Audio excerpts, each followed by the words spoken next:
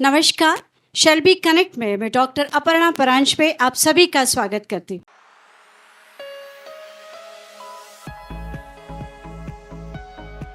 Shelby hospital Jabalpur Shelby connect इस programme के जरिए आपके लिए अलग अलग स्वास्थ्य विशेषज्ञों से स्वास्थ्य संबंधी कई समस्याओं का समाधान करने और स्वास्थ्य संबंधी अनेक पहलुओं पर सही मार्गदर्शन करने और आपको अवगत करने के लिए शेल्बी कनेक्ट की इस श्रृंखला में पहली कड़ी में जिस विषय पर हम चर्चा करने जा रहे हैं वो विषय है जॉइंट की बात डॉक्टर अमित जैन के साथ।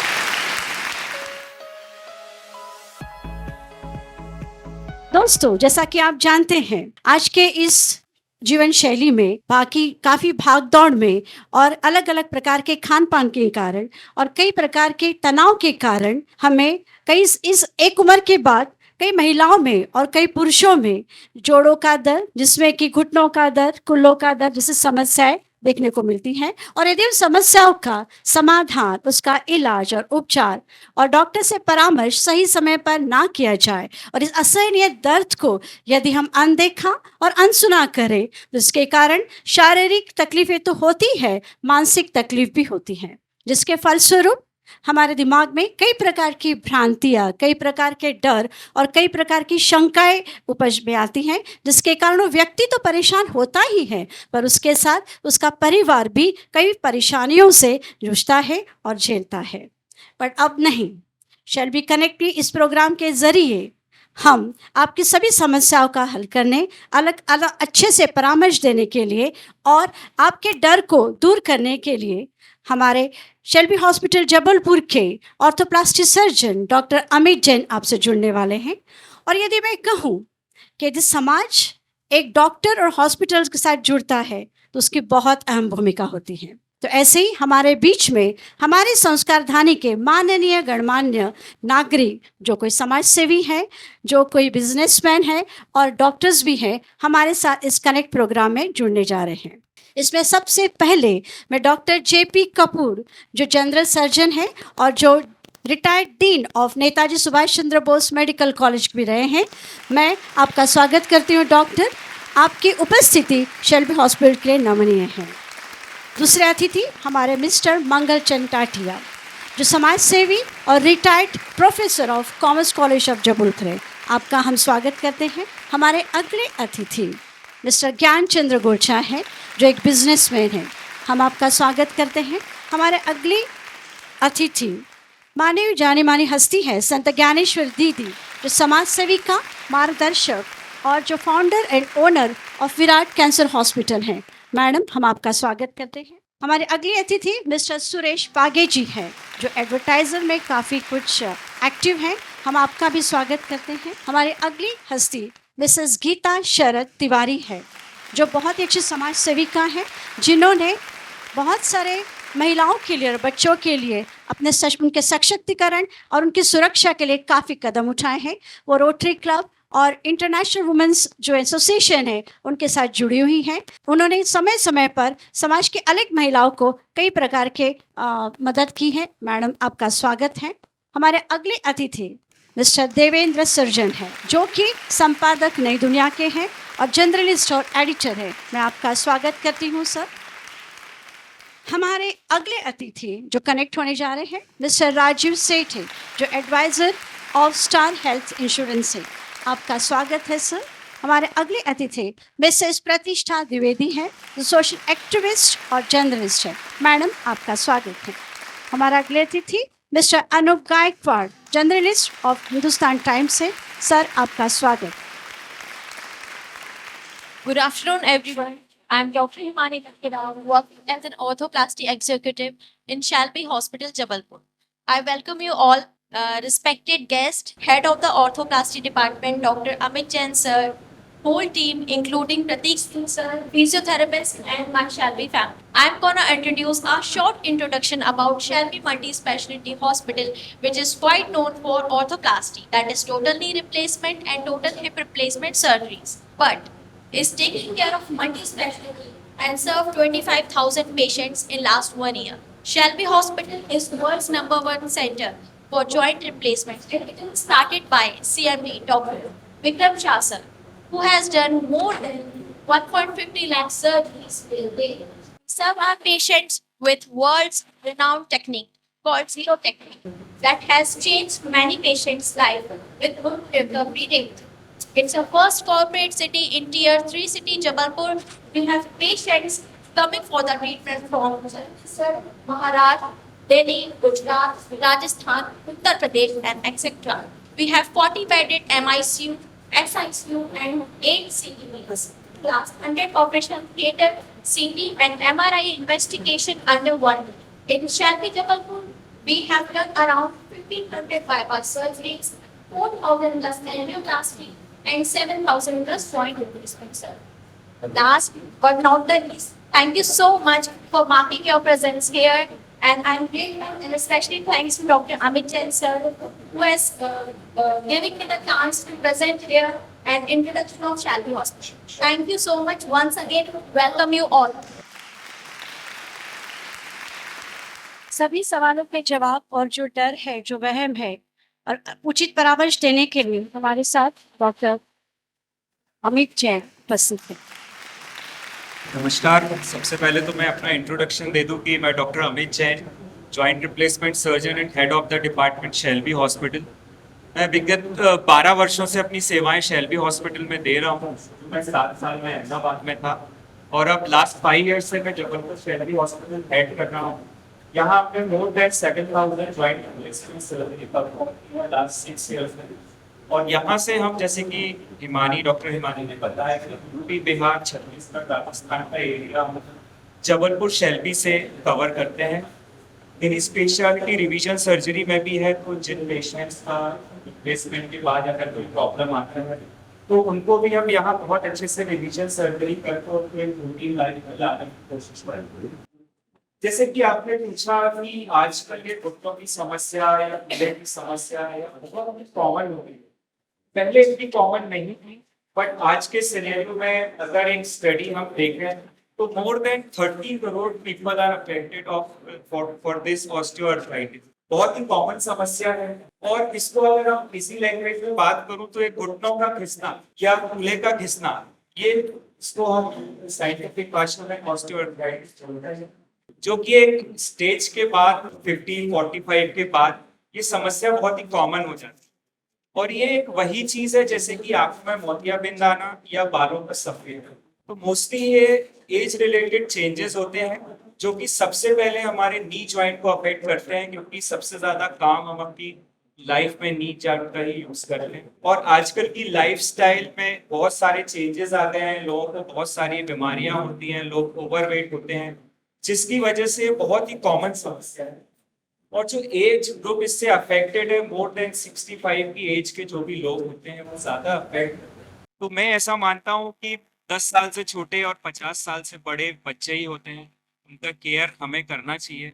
तो आज का ये शैल्बी कनेक्ट का प्रोग्राम हमने इसीलिए रखा हुआ है कि जो भी जबलपुर के जो इन्फ्लुएंसर हम बोल सकते हैं, जो भी वेल नोन पर्सनालिटी हैं, ये लोग लोगों से मिलते हैं। लोगों के मन में बहुत सारी भ्रांतियां हैं, बहुत सारे मिथ हैं, बहुत सारा डर भरा हुआ है कि इसका कोई इलाज नहीं है। लोग बहुत सारा अलग अलग इलाज लेते हैं, आयुर्वेदिक लेते हैं, होम्योपैथिक कराते हैं, बहुत सारी मेडिसिन खाते हैं, इसका असर इनके किडनी लीवर पे आता है। तो मैं आप लोगों के माध्यम से उन लोगों का ये डर दूर करना चाहता हूँ, not specific to my surgery कि आप सर्जरी ही कराएं। मैं तो ऐसा बोलता हूँ, अगर एक स्टेज 1 या स्टेज 2 में लोग हमारे पास आने लगे तो हो सकता है सर्जरी की जरूरत ही ना पड़े लोग। तो आप लोगों के माध्यम से सोसाइटी में हम एक मैसेज देना चाहते हैं कि आप अपनी बीमारी के बारे में, स्पेशली जोड़ों के बारे में सचेत रहें, अपनी बीमारी को जानें, अपने डॉक्टर से मिलें, उसमें क्या स्टेज में वो बीमारी है, उसके लिए क्या नहीं करना चाहिए, क्या करना चाहिए, आपके डॉक्टर से समझें और उनसे परामर्श लेकर उस चीज को फॉलो करें, तो आप बिल्कुल इस बीमारी से बच सकते हैं। यही इसको ही हम घुटनों का घिसना है, ऑस्टियोआर्थराइटिस। Thank you doctor. मैं ये जानना चाहूंगी और काफी लोग भी जानना चाहते हैं कि टोटल नी रिप्लेसमेंट ये क्या है, जिसमें आप जीरो टेक्निक यूज करते हैं, उसके बारे में मार्गदर्शन करें। देखिए, क्योंकि मैं डॉक्टर हूं तो मुझे बोलना पड़ेगा कि ये सर्जरी है, मतलब नी रिप्लेसमेंट सर्जरी। बट आज के सिनेरियो में बहुत बड़ा ऑपरेशन नहीं होता है। अगर आप एक अच्छे एक्सपर्ट डॉक्टर से अच्छे सेंटर में और अच्छा इम्प्लांट डलाते हैं तो आज के समय में बहुत इजी वे में सर्जरी हो जाती है। और मैं बोलना चाहूंगा कि आने वाले 3-4 साल में अगर एक घुटने का सर्जरी है तो ये डे केयर प्रोसीजर हो जाएगा कि आप सुबह आए, शाम को अपना दोपहर में सर्जरी कराएं, शाम को घर जाएं। तो नी रिप्लेसमेंट सर्जरी ऐसा नहीं होता है कि आपको पूरा घुटना निकाल के नया घुटना या पूरा नी निकाल के नया नी डालना होता है। ये डिपेंड करता है कि आप किस सेंटर में किस टेक्निक से सर्जरी कराते हैं। आजकल बहुत नई नई टेक्निक्स आ गई हैं और जो कि हमारी वर्ल्ड रेनाउंड पेटेंट टेक्निक है जिसे हम जीरो टेक्निक बोलते हैं। पेन शेल्बी जो कि हमारे 13 हॉस्पिटल है, हम इसी टेक्निक से नी रिप्लेसमेंट या हिप रिप्लेसमेंट सर्जरी करते हैं। 7 से 8 या मैक्सिमम 9 टाके का सर्जरी होता है। ब्लड का रिसाव नहीं होता है, इन्फेक्शन का खतरा नहीं होता है। सबसे बड़ी बात है पेशेंट को बेड रेस्ट नहीं करना पड़ता। आप 3 से 4 घंटे में उन्हें खड़ा करके चला देते हैं। बोन का जो लॉस होता है या जो बोन का काटना होता है, अगर मैं इसी भाषा में समझाऊं तो हम बोन को काटते नहीं, हम उसको छीलते हैं। तो जो भी चूरा जैसे, जो भी पाउडर जैसे जो हड्डियां निकलती हैं, जो कि वेस्ट होती है, जो घिसी हुई रहती है, बाकी जो बोन का मेजर चंक है, जो अच्छा ज्वाइंट है, हम उससे डैमेज नहीं करते हैं। तो इसलिए हम पेशेंट को 3 से 4 घंटे में चला देते हैं। बहुत बड़ी सर्जरी नहीं है, बहुत पेनफुल भी नहीं होती है। सबसे अच्छी चीज ये है कि जो आजकल जो नए इम्प्लांट आ गए हैं लाइफ लॉन्ग चलते हैं। और दूसरा मिथ ये है कि आपका पैर नहीं मुड़ता या आप क्रॉस लेग करके नहीं बैठ सकते हैं। तो ये भी मैं बताना चाहूंगा कि जो लेटेस्ट इम्प्लांट जो आप डालते हैं यहाँ पर आप क्रॉस लेग करके बैठ सकते हैं, लाइफ लॉन्ग चलते हैं और एक बहुत अच्छा जीवन आप आगे का अपना निकाल सकते हैं। हमारे बीच में जाने वाले डॉक्टर जेपी कपूर, आपकी उपस्थिति सच में हमारे हॉस्पिटल के लिए नमनीय है। Thank you, madam, for asking me. You address it of a gathering. And I'm very grateful to the doctor is here and the staff of the Delhi hospital. You have already here and honor team with me. Recently, I was going to buy my wife. Previous services were already together. For duty needs, she was suffering from about 30 to 20. It was about last 10 minutes. And she was referred from out of the house to walk on the road. After the surgery, she was able to walk by the doctor over there. And gravity stairs to get to that school. And she is walking the way. Until half an hour when we go in the morning or in the evening. And good surgery, excellent surgery, and let's repeat say that any surgery which is independent and well done is always the best benefit for the patient. So I think we will do surgery and we will be responsible for the lesson of the this one.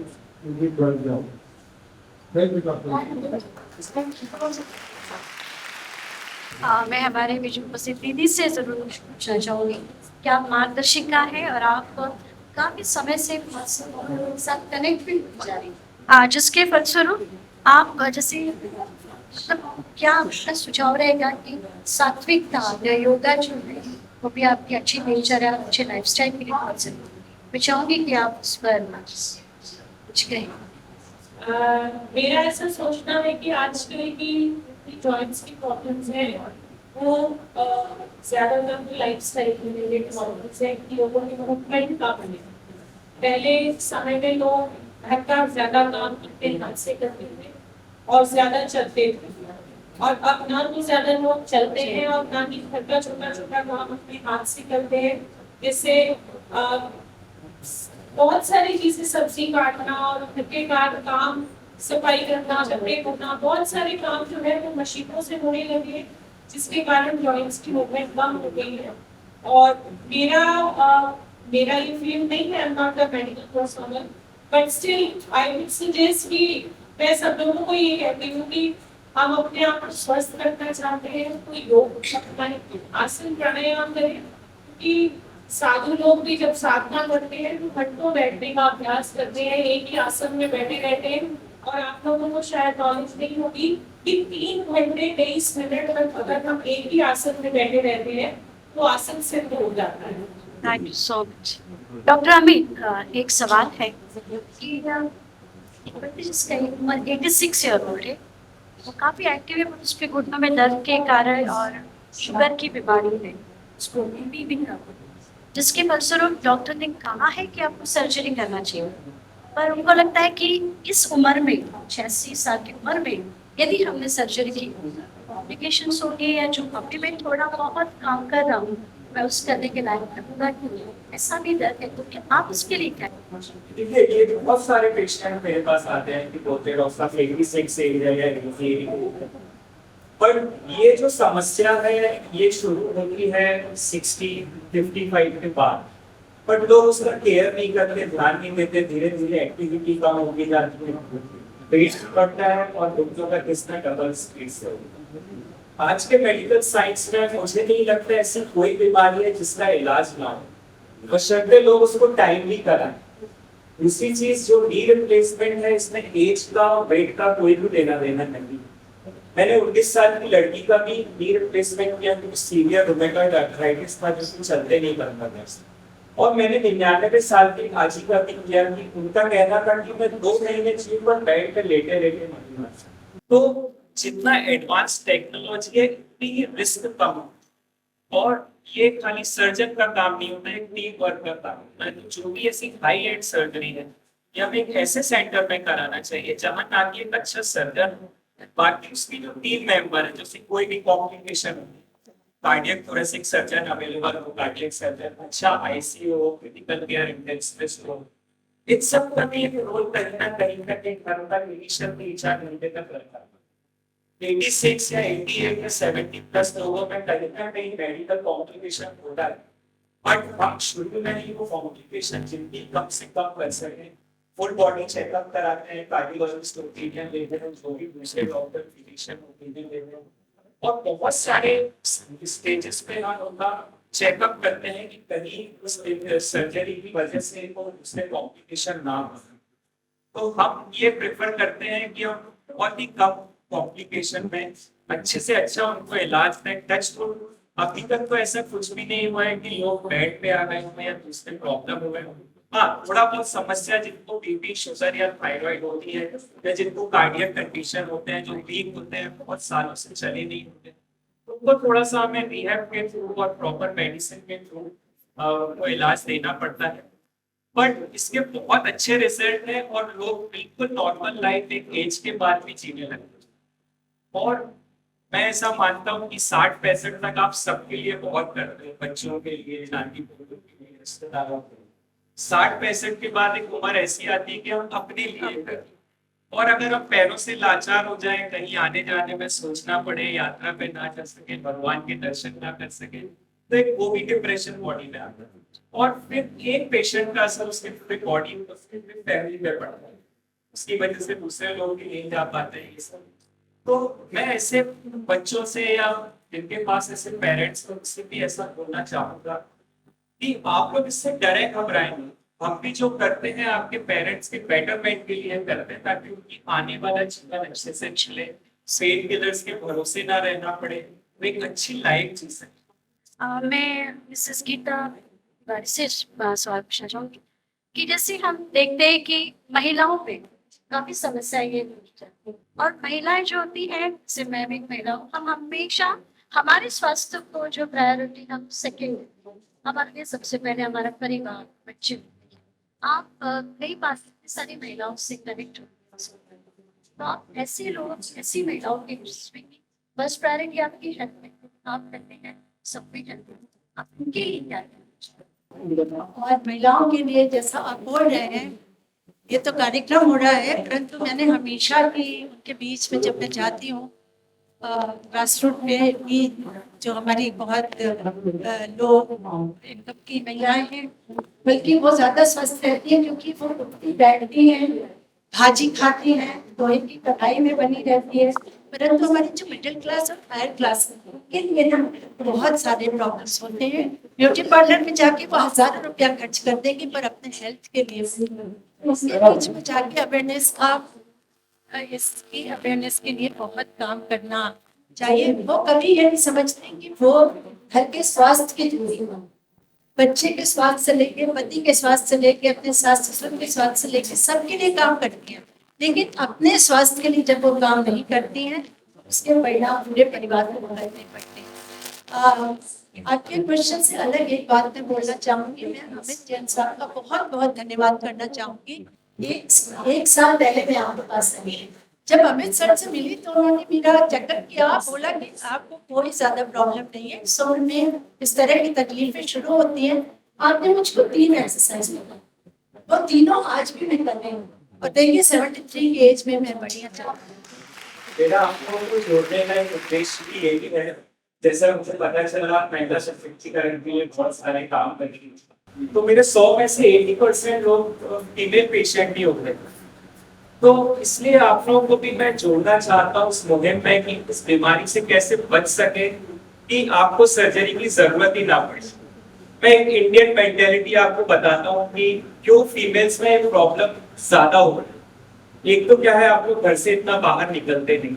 सबसे बड़ी चीज हमारे India में ये है कि आप लोग खिला के खाते हैं, घर पे कोई एग्जैक्टली, तो घर पे कोई भी अच्छी चीज बनती है, दूध की, दही की या जो भी, तो आप बोलते हैं पति खा ले, बच्चा खा ले, तो आपके हिस्से में कमी आ रही है, तो जो कैल्शियम की मात्रा है वो भी कमी रहती है आप। तो एक ये भी कारण है कि कैल्शियम की कमी, और जो एक मेनोपॉज के बाद फीमेल्स में जो हार्मोनल चेंजेस आते हैं जिसकी वजह से हड्डियां कमजोर होती है। तो ऐसी वुमेन्स के लिए भी मैं बोलना चाहूंगा कि आप लोग अगर अपना ध्यान पहले रखेंगे तो ये अपनी फैमिली का ध्यान रख सकते हैं। तो अपने स्केड्यूल में से अपनी बॉडी के लिए एटलीस्ट हाफ एन आवर सुबह और हाफ एन आवर शाम को मॉर्निंग वॉक, इवनिंग वॉक के लिए निकालें। अपनी डाइट में डेयरी प्रोडक्ट्स का यूज बहुत ज्यादा करें, दूध, दही, पनीर, छाछ, वेजिटेबल, और हो सके तो 6:30 7:30 के बीच में जो सन बाथ होती है, जो सन रेज है,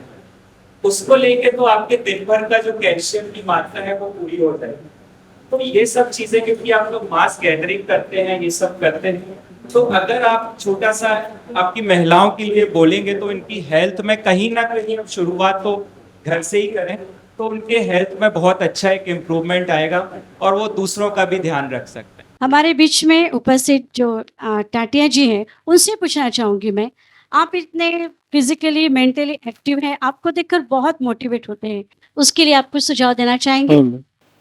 मैं कुछ बात कहूँ उसके पहले मैं डॉक्टर अमित जैन के बारे में बताना चाहता हूँ कि संस्कारधानी के अंदर ऐसा कोई हॉस्पिटल नहीं था पहले जहाँ नी रिप्लेसमेंट होता हो। राइट।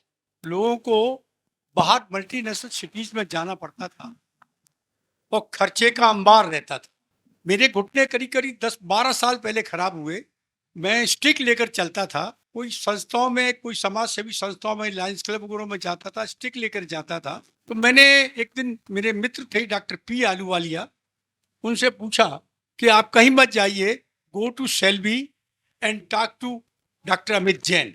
मैं डॉक्टर अमित जैन साहब के पास आया एंड थैंक गॉड कि मेरे को पता ही नहीं चला कि मेरा कब ऑपरेशन हुआ। मुझे किसी तरह की कोई तकलीफ नहीं हुई और मुझे सेकंड डे डॉक्टर साहब ने सिड्डी चढ़ा दी। और आपको बता दूं, मैं ऑपरेशन से बहुत डरता, इतना डरता था कि पूछो मत। लेकिन मैं अब खुले दिल से कहना चाहता हूँ सारी जनता से कि कोई प्रॉब्लम नहीं है। और एक बात मैं डॉक्टर अमित जैन साहब से पूछना चाहता हूँ कि फर्स्ट स्टेज का और सेकंड स्टेज का क्या मतलब। तो मैं ये अंत में कहना चाहता हूँ कि संस्कार दानी के लिए डॉक्टर अमित जैन एक वरदान है हमारे लिए। इसमें क्या रहता है कि फर्स्ट स्टेज में जो हमारे घुटने में जो पानी या जो ऑयल रहता है वो कम होना शुरू होता है। उसकी वजह से जो हमारी गद्दी या जिसको हम मेनिस्कस बोलते हैं, इसका नरिशमेंट खत्म हो जाता है, तो फिर गद्दी भी घिसने लगती है। स्टेज 2 में होता है। 3 में जब गद्दी घिस जाती है तो हड्डियां आपस में चिपकने लगती हैं, तो एक ग्रेड 3 होता है। और आपने देखा होगा कि घुटने तिरछे होने शुरू हो जाते हैं, तो ये ग्रेड 4 रहता है। तो ग्रेड 1 और ग्रेड 2 में बहुत अच्छा ट्रीटमेंट है। आजकल बहुत सारी मेडिसिन आ गए हैं, बहुत सारी आर्टिफिशियल जेली आ गए हैं जिसको हम घुटने में इंजेक्ट कर देते हैं, तो एक एज अ लुब्रिकेशन का काम करता है। उसके अलावा फिजियोथेरेपी का ग्रेड 1 और ग्रेड 2 में बहुत अच्छा रोल है।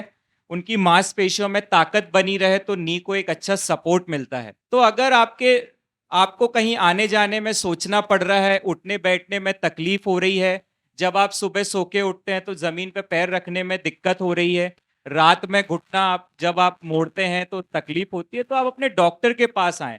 हम क्या है कि यार चलो ठीक है, हम ये काम करना बंद कर देते हैं तो हमें लगता है हमारी तकलीफ ठीक हो गई, कुछ घर पे ऑयल रहा कुछ रहा लगा लेते तो लगता है तकलीफ ठीक हो गई, फिर हम पैदल चलने की अपेक्षा गाड़ी घोड़े का यूज करने लगते हैं। तो बट यही जो सिम्टम्स है, हमारी बॉडी कहीं ना कहीं हमें एक अलार्मिंग देती है कि आप अब अपने डॉक्टर को दिखाइए। देखिए, आपकी नी का असर कहीं ना कहीं हर चीज पे पड़ता है। आपके कमर पे भी पड़ता है, आपके पंजों पे भी पड़ता है, यहाँ तक कि इसका असर आपके हार्ट पे भी होता है, क्योंकि जब हम चलना फिरना कम कर देते तो हार्ट को ज्यादा काम करना पड़ता है नीचे का खून ऊपर लाने के लिए, तो हार्ट चौड़ा हो जाता है। आपको देखा होगा कि बहुत लोग हाँफने लगते हैं बोलते बोलते भी, वो इसलिए कि वो ज्यादा चलते नहीं है और उनका वेट भी बढ़ जाता है। तो ये सब चीजें हैं कि अगर हम इनिशियल स्टेज पे ही कर लें तो सर्जरी की जरूरत ना पड़े। दूसरी चीज, आप लोगों के आशीर्वाद से एक बहुत अच्छा काम हम शैलबी में कर रहे हैं, एक लेवल तक का कर रहे हैं, और ऐसे भी जनता जो अफोर्ड नहीं कर पाती है, जैसे कि सीएमडी साहब को आप लोग मिले हुए हैं, आप जानते हैं, उन्होंने अपनी माँ के नाम पे एक ट्रस्ट बनाया हुआ है, जिस ट्रस्ट के माध्यम से हर साल हम 20 लोगों का उसमें फ्री इलाज करते हैं। और जो भी हम यहाँ जो चेकअप कैंप करते हैं रोटरी क्लब, लायंस क्लब के साथ all over UP, Bihar, Chhattisgarh, Rewa, Satna, तो वहां भी हम जिस समाज के साथ जुड़ते हैं, अगर वो समाज अपने लेटर हेड पे लिख के हमसे रिक्वेस्ट करता है तो हम बहुत ही नॉमिनल चार्जेस में उनका इलाज यहाँ पर जितना हमसे हो सके उतने कम से कम में हम करने का बहुत प्रयास करते हैं। Thank you doctor. हमारे बीच में एक और अतिथि आए हुए हैं, मिस प्रेरणा जाधवानी। मैं उनसे रिक्वेस्ट करूँ कि आप आए और उनके स्वागत के लिए मैं डॉक्टर प्रिंस से रिक्वेस्ट करूँ उनका स्वागत करें, जो मिस इंडिया रह चुकी है, the founder of PJ registration, और उसके साथ मिस एथलीट और बहुत एक्टिव और सोशल वर्कर। थैंक यू, आपका स्वागत है। आपके अभी वाइफ का टोटल नी रिप्लेसमेंट हुआ है, और मुझे कहीं लगता है कि यदि परिवार का साथ हो तो काफ़ी कुछ मुश्किलें हल हो सकती हैं, और मेंटल प्रिपरेशन पेशेंट का बहुत ज़रूरी है। तो आपने कैसे किया वो आप प्लीज़ हमें बताएं। 100% जितना मेरे को कॉन्फिडेंस शेल्बी हॉस्पिटल में न केवल घुटने बल्कि दूसरी भी किसी बीमारी के लिए अगर कुछ होगा तो मैं चाहूंगा कि शेल्बी में ही जो कुछ होना है वो हो। क्या बात है। इतना यहाँ का मैनेजमेंट, यहाँ का साफ सफाई, स्टाफ का व्यवहार, तमाम चीजें इतनी इतनी ज्यादा इम्प्रेसिव है और डाउन टू अर्थ है कि जिनका मतलब कि कोई और किसी दूसरे हॉस्पिटल में मिलना मुश्किल है। मुश्किल। ये मेरा अपना व्यक्तिगत एक्सपीरियंस ये रहा है, और मेरी पूरी कोशिश रहती है, और इनको आजकल तो बिल्कुल भी जरा भी तकलीफ नहीं है, इसलिए कोई 6-7 महीने से तो बिल्कुल भी तकलीफ नहीं है। पहले जरूर थोड़ा सा गलती कराती थी, लेकिन अब ऐसा कोई चीज नहीं है, चाहे तो आप उनसे भी बात करें। Thank you so much. आपकी एक राय जानना चाहता हूँ, आप कहीं भी ट्रीटमेंट के लिए जा सकते थे, आपके इतने आपके बच्चे यूएस में हैं, तो मैं आपके माध्यम से जानना चाहता हूँ कि आपको कहीं कुछ ऐसा लगा कि मेट्रो सिटी में सर्जरी कराने में या जबलपुर में नी रिप्लेसमेंट जैसी हाई एंड सर्जरी कराने में कहीं कोई डिफरेंस समझ में आया? चूंकि हम लोग दोनों यहाँ हैं, अकेले हैं, सीनियर सिटीजन की डेट में आ गए हैं और बच्चे बाहर हैं, किसी दूसरी जगह जाने की हम लोग सोच नहीं सकते थे, और उतना मेरे पास अपने आप पे भी उतना भरोसा नहीं था। तो अगर सुविधा नहीं होती और आप नहीं होते तो शायद ये वैसे ही अभी लड़ाई रहती, और पता नहीं फिर क्या होता। Thank you so much sir. और मैं भी अपने व्यूअर्स को यही कहना चाहूंगा कि हमें वो मेंटेलिटी दिमाग से निकालनी पड़ेगी कि जबलपुर में वो अच्छा इलाज नहीं हो सकता है। देखिए, मैं जबलपुर का हूं, पर मेरा एजुकेशन मुंबई से है, मैं यूएस में रहा, अहमदाबाद में 7-8 साल रहा। हमारे शेल्बी के 13 हॉस्पिटल हैं, जिसमें से जबलपुर बस एक टियर 3 सिटी में है, बाकी हमारे 12 हॉस्पिटल मेट्रो सिटी में है।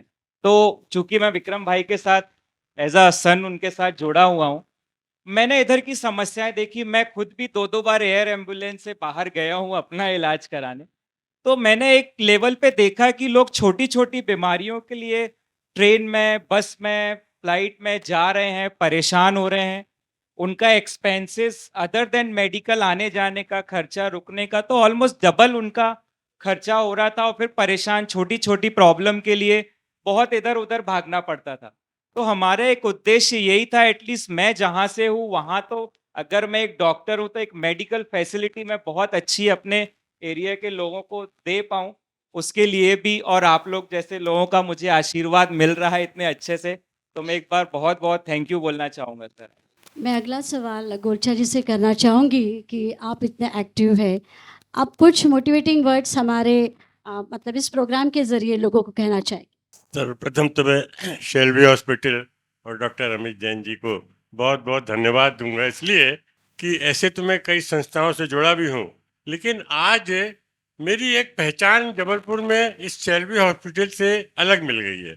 मेरे पास लोग पूछने आते हैं कि सर आपका घुटना कैसा है, यानी मैंने कहा मैं तो ब्रांड एम्बेसडर हो गया शेल्बी हॉस्पिटल का। मैंने कई लोग आए और अच्छे अच्छे परिवार से लेडीज तक आई मेरे ऑफिस में और बोले आप चल के दिखाइए। मैंने उनको डांस करके दिखाया। Thank you so much Golcha जी।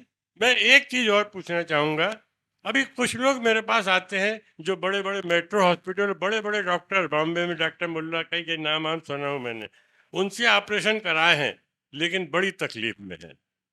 ये मैंने खुद देखा हूँ, बहुत तकलीफ में आए हैं।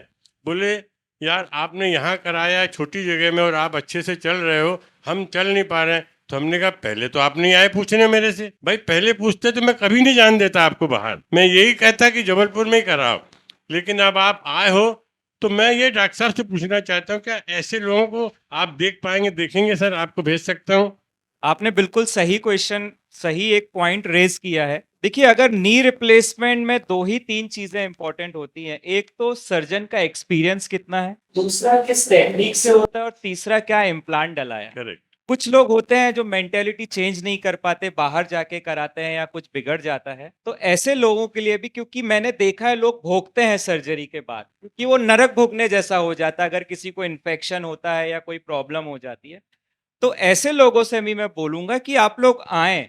ज्वाइंट रिप्लेसमेंट में ऐसी कोई भी चीज नहीं है जो ठीक नहीं हो सकती। बहुत तो बहुत अगर ऐसा कुछ प्रॉब्लम है तो आप भेजें और मैं आपकी भी दाद दूंगा, और आपको बहुत बहुत थैंक यू बोलूंगा कि जो लोग डरते थे कि मैं नहीं कराऊंगा, गोलचा जी अपने साथ में लेके आते कि मैं चल रहा हूं, मेरी रिस्पॉन्सिबिलिटी है, तुम चलो मेरे साथ, मैं दिखवाता हूं, कराना नहीं कराना आपके ऊपर, पर आप एक बार मिलिए, आके देखिए। तो उसके लिए थैंक यू बोलूंगा। और जो भी ऐसे पेशेंट हैं, हमारे साथ राजू करारे जी बैठे हैं जो कि दमोह के हैं, सर वहीं खड़े हो जाइए एक बार। मैं इनके आत्मविश्वास की, और मतलब मैं बहुत कुछ सीखा हूं इनसे। इनकी 4 बार हिप रिप्लेसमेंट सर्जरी हुई है, चारों बार फेल हुई, और 5वीं बार मैंने की है, तो अब ये इस लेवल पे आ गए कि छड़ी से चल के आए हैं खाली प्रोग्राम के लिए। मैं कहूंगा शेल्बी हॉस्पिटल की जय, डॉक्टर अमित अरे जैन सर। की जय। बहुत बहुत धन्यवाद। अभी हमारे बीच में जो है मिस्टर सुरेश पागे जी और अनूप गायकवाड़, जो पत्रकार से संबंधित है, मैं चाहूँगी कि इस अवेयरनेस प्रोग्राम के जरिए हम आम जनता को किस प्रकार से आगे अग्रसर होकर ज़्यादा से ज़्यादा हम जागरूक कर सकते हैं, तो आप इसके बारे में थोड़ा कुछ कहना चाहेंगे। सबसे पहले तो मैं शेल्बी हॉस्पिटल और डॉक्टर अमित जैन साहब का शुक्रिया अदा करूंगा, क्योंकि नी रिप्लेसमेंट के लिए पहले आदमी बाहर की ही बात करता था, लेकिन जब से अमित सर यहाँ आए हैं तो मैं ये देख रहा हूँ कि मैक्सिमम जो भी ऑपरेशन हो रहे हैं और नी रिप्लेसमेंट हो रहे हैं वो अमित सर के द्वारा हो रहे हैं। क्योंकि हर आदमी यहाँ बाहर की ही बात करता था पहले, लेकिन आज ये स्थिति है कि हर आदमी शेल्बी हॉस्पिटल का नाम लेता है और अमित जैन सर को याद करता है, तो ये हम सबके लिए बहुत बड़ी बात है। दूसरा मैं ये कहना चाहता हूँ कि लोकल जो शहर होते हैं उसमें तो मरीजों को पता चल जाता है कि कहाँ जाना है हमें, चूँकि कोई अमित जैन सर का परिचित है या मेरा परिचित है, लेकिन जो गांव-गांव होते हैं उनको जो मीडिया में स्टोरी आती है आप लोगों की, उससे बहुत पता चलता है कि हमको कहाँ जाना है। और वो स्टोरी पढ़ के जो हमारे रीजनल एरियाज़ रहते हैं, जैसे मंडला है, दमोह है या शहडोल है, तो वहाँ के लोगों को पता चलता है कि अमित जैन सर जो शेल्बी में जो ऑपरेशन कर रहे हैं, तो उसकी वजह से वो लोग यहाँ आते हैं और उनको अच्छा उपचार मिलता है। और मेरे को अमित सर से एक प्रश्न है कि अभी तक आपने सबसे जटिल सर्जरी कौन सी की है? मैं बताऊं, मेरा अगर सक्सेसफुल ये सब है तो मेरी टीम की वजह से है, इसमें मेरा तो 0.1% ही कंट्रीब्यूशन है, but from the beginning my counsellor जो भी हैं, जो काउंसिल करते हैं पेशेंट को, बाद में जो केयर करते हैं, जो फिजियो, इनफैक्ट हमारे हॉस्पिटल का एक स्वीपर भी है, तो उसकी भी उतना ही योगदान है इतने अच्छे ट्रीटमेंट में जितना कि मेरा है। दूसरी चीज़ आपने पूछा कि जो जटिल सर्जरी है, तो हमारे पास शहडोल से एक पेशेंट आया था जिसकी दोनों किडनी खराब हैं, जो 6 साल से डायलिसिस पे है। उसको हर ऑल्टरनेट डेज डायलिसिस कराना पड़ता था।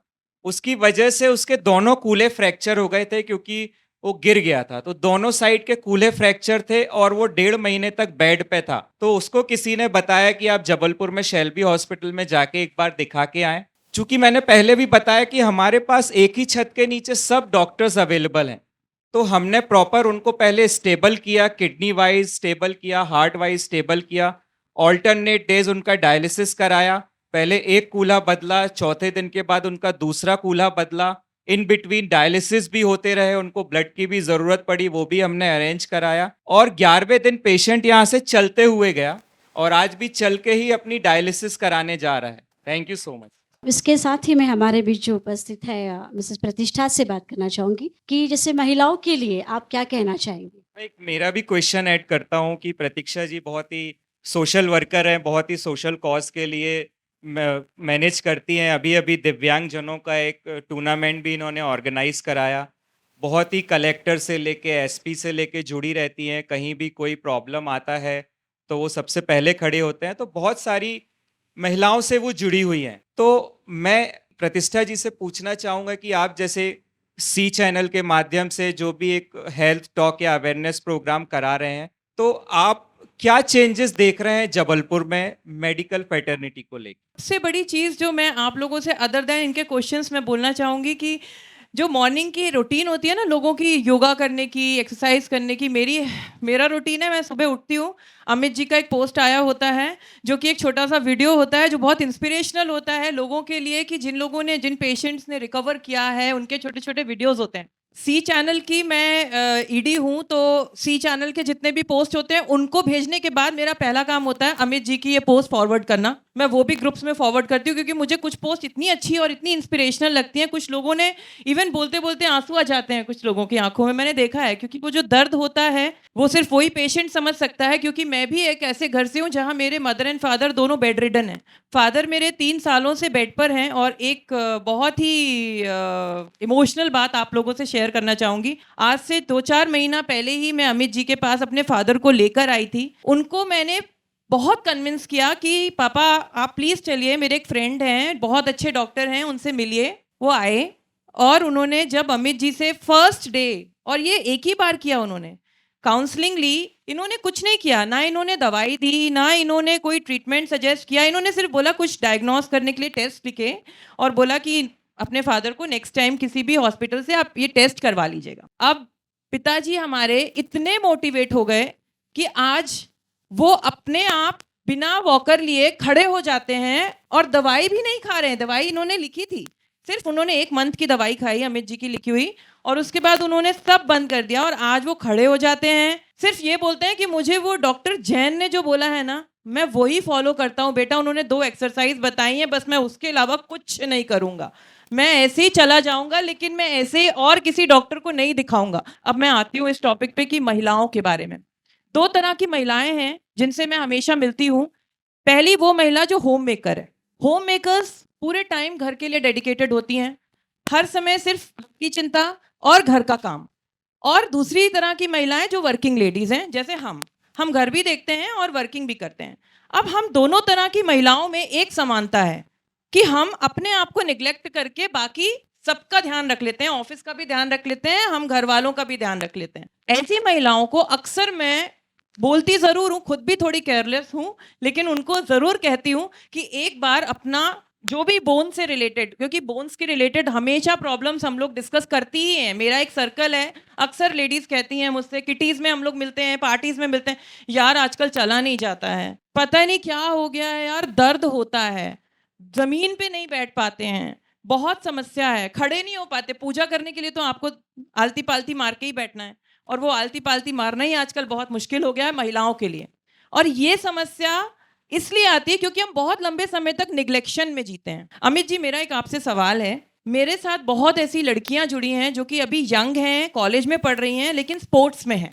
तो स्पोर्ट्स वाली लड़कियां जो कि एक यंग एज में खेलती हैं, उसके बाद जब शादी ब्याह हो जाता है उसको कंटिन्यू नहीं कर पाती हैं, तो क्या उनको ये रोकने की वजह से प्रॉब्लम्स आती हैं बोन्स में, या ये स्पोर्ट्स रोकने का रीजन है?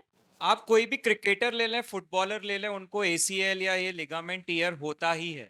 इसका मतलब ये नहीं है कि वो स्पोर्ट्स खेलना छोड़ दें, उसका भी इलाज कराते हैं। उसके बाद जो प्रॉपर रिहैबिलिटेशन या जो फिजियोथेरेपी होती है या जो एक्सरसाइज होती है स्पोर्ट्समैन को, वो ज़्यादा इफेक्टिव रहते हैं। बट एक एज के बाद सडनली हम खेलना बंद कर देते हैं वो लोग। तो ऐसे लोगों के लिए एक एज के बाद मैं बोलना चाहूँगा कि अपनी एक्टिविटी में रनिंग, वॉकिंग और स्ट्रेचिंग एक्सरसाइज बंद ना करें। तो ये बंद नहीं करेंगे तो उनकी मसल्स में ताकत बनी रहेगी, अच्छा न्यूट्रिशनल है वो।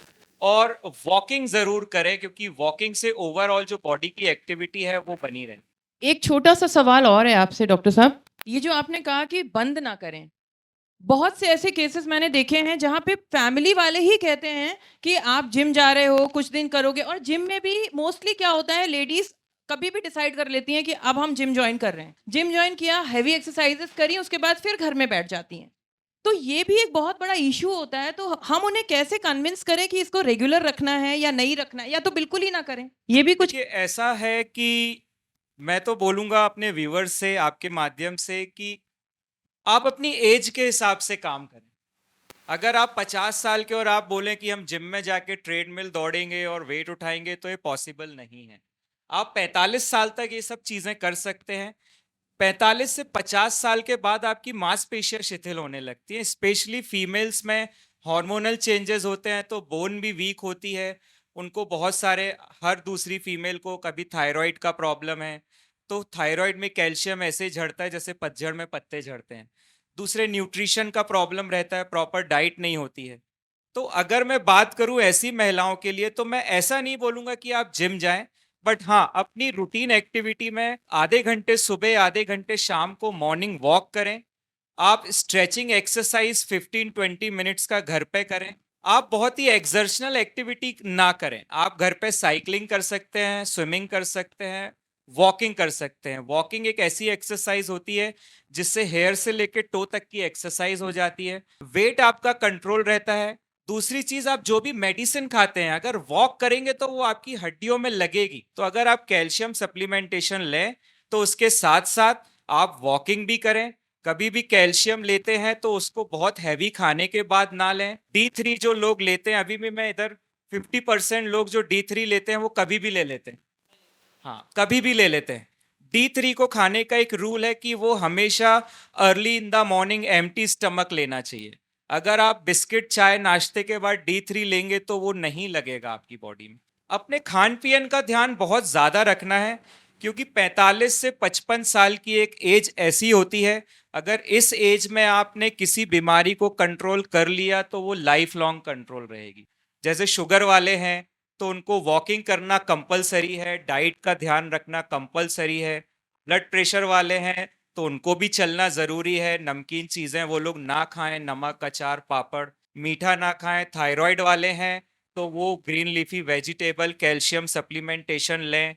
तो ये छोटी छोटी चीज़ों का ध्यान रखेंगे तो आप बड़ी बीमारियों से बचे रहेंगे। एक सवाल डॉक्टर जैसे अभी आया हुआ है कि जैसे हमारी जानी मानी हस्ती अटल बिहारी वाजपेयी, उनका भी घुटनों का जो है वो ऑपरेशन हुआ है, सर्जरी हुई है, और इतनी जानी मानी हस्ती है, काफ़ी सुविधाएं होने के बाद भी अभी उनके इतने सारे कॉम्प्लिकेशंस हुए उसके बाद, तो ये कहीं ना कहीं धारणा है या कुछ है जो है भ्रांति है कि ऐसा इस सर्जरी के बाद ही होगा ही, तो ऐसा कुछ है? ऐसा बिल्कुल नहीं है मैम। मेरे पास हर ऑल्टरनेट पेशेंट मेरे को यही एग्जाम्पल देता है कि आप कैसे बोल रहे हैं कि आपके घुटने ठीक हो जाएंगे, जबकि अटल बिहारी के बिगड़ गए थे। देखिए, अटल बिहारी वाजपेयी के साथ 3-4 चीज़ें थी। पहली बात तो बता दूं कि उनके जो सर्जन थे वो वर्ल्ड में नंबर 1 सर्जन थे, डॉक्टर रनावत, जिनके साथ मैंने फेलोशिप की हुई है। तो उन्होंने उनकी सर्जरी की थी, और एक पीएम की सर्जरी आप खुद सोच सकते हैं कितने प्रिकॉशन, कितना अच्छा इम्प्लांट, कितनी अच्छी टेक्निक से किया होगा। उनके साथ दूसरे प्रॉब्लम थे, उनको न्यूरोलॉजिकल प्रॉब्लम था, उनको पार्किंसनिज्म था। आपने देखा होगा पार्किंसनिज्म वाले पेशेंट वैसे भी नहीं चल पाते। एक लास्ट के 5-7 साल तो वो अपने रिलेटिव के नाम भी भूल गए। उनको एक ऐसी बीमारी थी जिसके साथ समय के साथ साथ बॉडी में शिथिलता आ जाती है। तो आप कितने भी अच्छे अगर घुटने बदल दें, अगर मांसपेशियां शिथिल हो गई तो उनको सपोर्ट ही नहीं मिलेगा घुटने को, तो वो चल ही नहीं पाएंगे। ऐसा बिल्कुल नहीं है कि उनकी सर्जरी फेल हुई थी, उनकी सर्जरी अच्छी थी, बट उनकी एज के साथ साथ उनकी बॉडी ने और दिमाग ने उनका साथ नहीं दिया। Thank you doctor. हमारे ऐसे ही बीच में मिसेस प्रेरणा जदवानी, उनसे कहना चाहूँगी, पूछना चाहूँगी कि मैडम जैसे यंग जनरेशन में आप मिस फिटनेस रही है, मिस एथलीट रही हुई, यंग जनरेशन को आप क्या बनाना चाहेगी कि कैसे हम आपको फिट कर सकते हैं कि ये जो हमारी समस्याएं हैं जोड़ों की, उससे दूर रह सके। Good afternoon everyone. सबसे पहले तो मैं शेल्बी हॉस्पिटल को और डॉक्टर जैन साहब को कॉन्ग्रेचुलेट करना चाहती हूँ। जितने भी हेल्थ और अवेयरनेस प्रोग्राम्स होते हैं, जब भी होते हैं, वो हमेशा सर्जरी होने के बाद या सक्सेसफुल चीज़ें बताने के लिए होते हैं, बट ये प्रोग्राम करने का जो इनका पर्पज़ है, हम इनिशियल स्टेप बाय स्टेप कैसे अपनी प्रॉब्लम्स को फेस कर सकते हैं, कब क्योर कर सकते हैं और कब हमें डॉक्टर साहब से मिलना है, इसकी अवेयरनेस के लिए है। मैक्सिमम मैं एक स्टूडियो चलाती हूँ लेडीज़ फिटनेस के लिए, पीजे फिटनेस स्टूडियो के नाम से। मेरा गर्ल्स का जिम है। जितनी भी महिलाओं से मैं मिलती हूँ, 50+ वाली लेडीज़ का ये कहना है कि अब हमारी उम्र निकल गई है। जब उम्र थी तो हमने ध्यान नहीं दिया, परिवार की जिम्मेदारियां ज़्यादा थी। जो हमारी उम्र की औरतें हैं वो पैसा कमाना और बच्चों की परवरिश में बिजी हैं, उनके पास अपने लिए आधा घंटा भी टाइम नहीं है। वर्कआउट सेशन बुक करते हैं 40 मिनट्स का, उसमें से 35 मिनट्स भी नहीं दे पाती हैं। तो सिर्फ यंग जनरेशन को यही कहूँगी, पैसा फिर कमा सकते हैं पर समय निकल जाएगा तो स्वास्थ्य नहीं कमा पाएंगे। तो please focus on your health. Thank you so much sir for inviting me. अभी मैं डॉक्टर प्रिंस से रिक्वेस्ट करना चाहूँगी कि हमारे सभी अतिथियों का साधुवाद और वोट ऑफ थैंक्स करें। Please doctor Prince. Hello, good afternoon, everyone. Myself, Dr. Prince. I am working here as orthoplasty coordinator. सबसे पहले मैं धन्यवाद देना चाहूँगा आज के हमारे सम्माननीय गणमान्य अतिथियों का, जिन्होंने अपना बहुमूल्य समय हमारे आज के कार्यक्रम को दिया, जिससे आज का हमारा जो कार्यक्रम है वो जनहित तक प्रसारित हो रहा है। मैं तहे दिल से आभार व्यक्त करता हूँ हमारे डॉक्टर अमित जैन सर का, जो कि हमारे प्रेरणा स्रोत रहे, जिनके विचार से ही आज हम अपने कार्यक्रम को इतना सफल बना पाए हैं। मैं आभार व्यक्त करता हूँ हमारे CEO सर मिस्टर इरशाद खान सर का, जिनका सपोर्ट रहा पूरे कार्यक्रम में और आज हम कार्यक्रम को बेहद ही बेहतरीन और सफल बना पाए।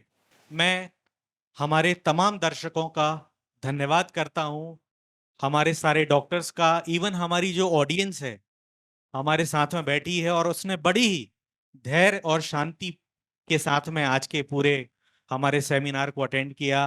पूरा उन्होंने ध्यान लगा करके उस बात को समझा। मैं शेल्बी परिवार की तरफ से हमारा जो जितना भी शेल्बी का स्टाफ है, एक एक सदस्य जो हमारे इस कार्यक्रम को सफल बनाने में लगा है, मैं उनका भी तहे दिल से शुक्रिया अदा करता हूँ।